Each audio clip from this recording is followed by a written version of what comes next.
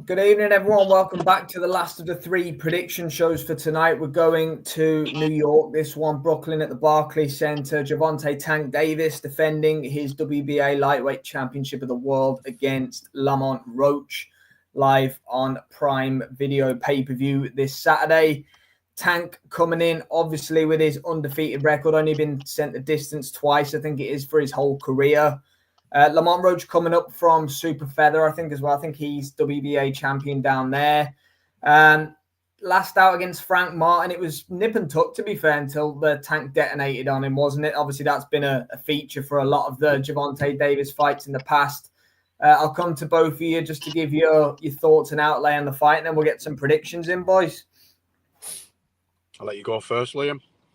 I kind of said it last night. It's another Tank Davis fight week where he's handpicking an opponent that's got a name in the weight division below to come up and fight him, really. Look, we want to see Tank in with the big fishes of this division. We thought the Ryan Garcia fight was going to be the start of seeing Tank Davis in meaningful fights where he could win some more belts and unify a division. And we're on this train again. Look, a Tank Davis fight week I don't care about until he starts his ring walk. I enjoy the performance. I enjoy the backflip. And then, like I said, it's 8-10 months and we hear about him again. It's monotonous and repetitive again. And if I'm being really honest, this is a step back from where he's been. Lamont Roach is a decent enough fighter in the weight division below, but Tank's brought him up because he knows he's just going to be so much bigger than him on the night and obviously be able to bully him before he eventually gets the job done. That's kind of where I'm at with it. It's good to see Tank out, but for the love of God, move towards Shakur, move towards Andy Cruz, Keyshawn, Loma. That's what we want to see. We don't need to see any more of these. He's too bothered about protecting his unbeaten record. Let's be honest about Tank. He hasn't boxed anyone. He drained Garcia, drained Barrios. He's boxed Santa Cruz, drained.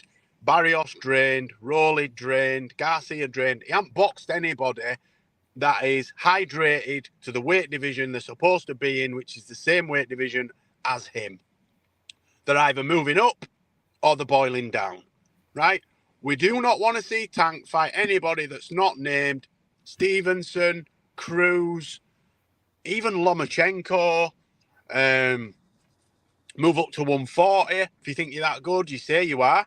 You know, we want to see Tank. I want to see Tank in a fight where I'm unsure of whether he's going to win or not.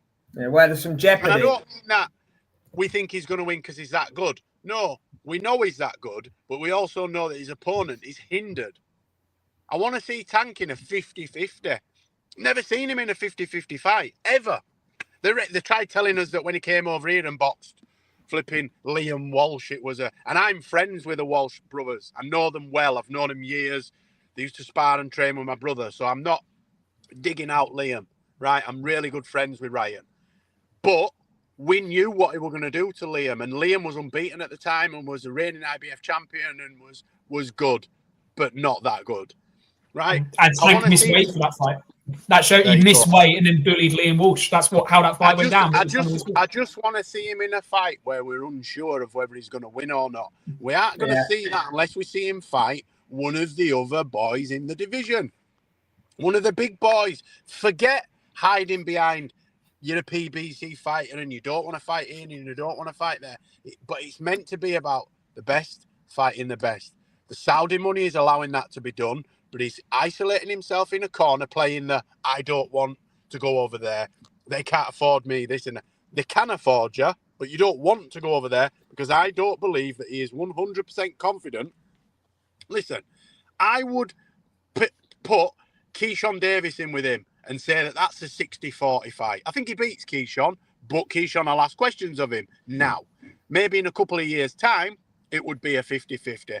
Shakur, I think he beats Shakur, but it asks questions in my head. It's more of a 50-50 fight. Cruz, again, more of a 50-50 fight. Stop boiling these kids down or bringing these kids up with lead weights in the shorts to make yourself look good. Yeah, you're making loads of money. I get that, but you've made enough money now. You could retire tomorrow and live a happy, comfortable life, right? He's a fantastic boxer. Fucking absolute scumbag outside the ring. I think he's a monster.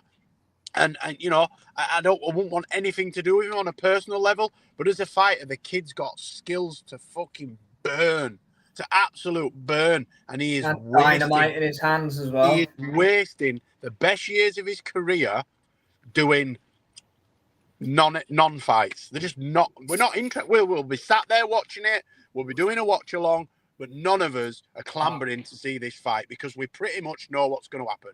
It's going to be close for a couple of rounds. Tank will step on the gas and he'll knock him out. The reality is this fight goes as many rounds as Tank Davis wants it to go. If he wants to piss around for 6 rounds and then put his foot down, he will. If he wants to get an early night and be in the club within half an hour, he can do that. He doesn't, you know, Roach would need a performance of his lifetime to get anything out of there. And that's because Tank Davis has taken away all his advantages by making him come up. It's, you know, PBC, so Al Heyman and Gervonta are perfect for each other. They both like avoiding the big fights that are what we all want to see. So that's why this relationship works so well. Jay, you said it all. He said he's got 3 fights left. I said last night, if all 3 of the fights are like this, by his final fight, if he is only doing 3 more fights, I won't be interested anymore because it's just repetitive now. Leo Santa Cruz was in 2020 and we thought, okay, if this is the last one of these types of fights, we can live with that. It's now 2025 and we're still getting Tank Davis being a weight bully, dictating the dance, but actually not interested in doing anything with any other champions. Yeah, that's the sad reality of it, boys, isn't it? We've got plenty of comments coming in. Hawkan, hope you're well, my friend. We'll cover that one off just at the end, boys, around GBM. Harper, good evening, Hawkan. Enjoy the fights this weekend, my friend, over for the Crocker Donovan. Pat, thanks for joining us again. Tank will not leave PBC, not tomorrow, no facts. Yeah, absolutely, mate, with you there. Big up Luca as well for being in the chat. Boys, I'll start. I think Jay already kind of covered off where he was at with it as well. I think Tank's... Was that obvious? No, I think he said he's going to do something and stop him. I think he'll stop him in around 7 or 8, to be honest with you, Tank. I actually think it'll be quite nip and tuck up until the stoppage, as most Tank fights are. He switches off. He does. But he needs a power puncher in there to really, you know, catch his attention. I don't think Roach is that guy. I think Tank will not break him down and stop him. He'll probably just clock him with one shot. He's got dynamite in his fists. He's got one punch, crazy power. So, yeah, for me, Tank will get to him and stop him at some point. 4 rounds. I think he does him inside 4 rounds. I think he'll piss around for a couple of rounds, maybe lose the first couple of rounds. He'll step on the gas. He'll start to wear him down in round 3, and then I think he'll knock him dead in round 4.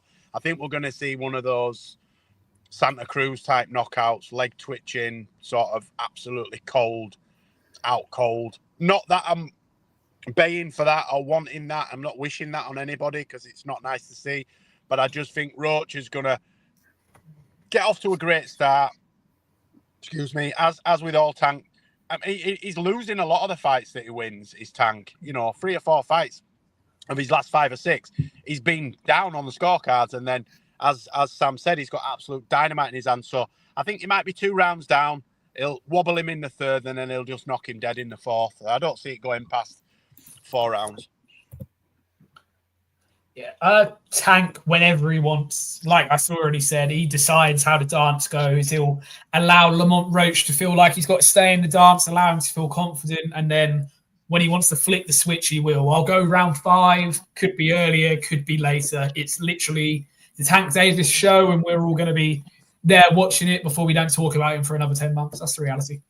Yeah, absolutely. All 3 of us on the same page, as is Hawkan. Thanks for joining us. Yes, Luca, just reading the interaction in the comments before we go as well. Yeah, looks like Matchroom are allowing her to fight on this GBM card. It's going to be in Doncaster. Obviously, she's local, so that's great and fair play to them. Jay, Liam, as discussed, boys, will be there for the watch-alongs on Saturday night, Belfast, and this one as well in New York. You boys will be there for Straight Talk tomorrow night and Jay's Fight Talk YouTube channel, so go and check that out, as well as Liam's Fight Night picks with the Daves at Rope-a-Dope Boxing that's been released on JFT as well. Jay's got plenty of shorts out, plenty of reaction to what's going on, Eubank, Ben related, all of that jazz.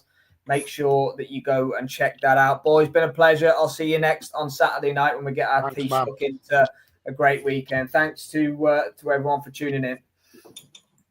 Thank you.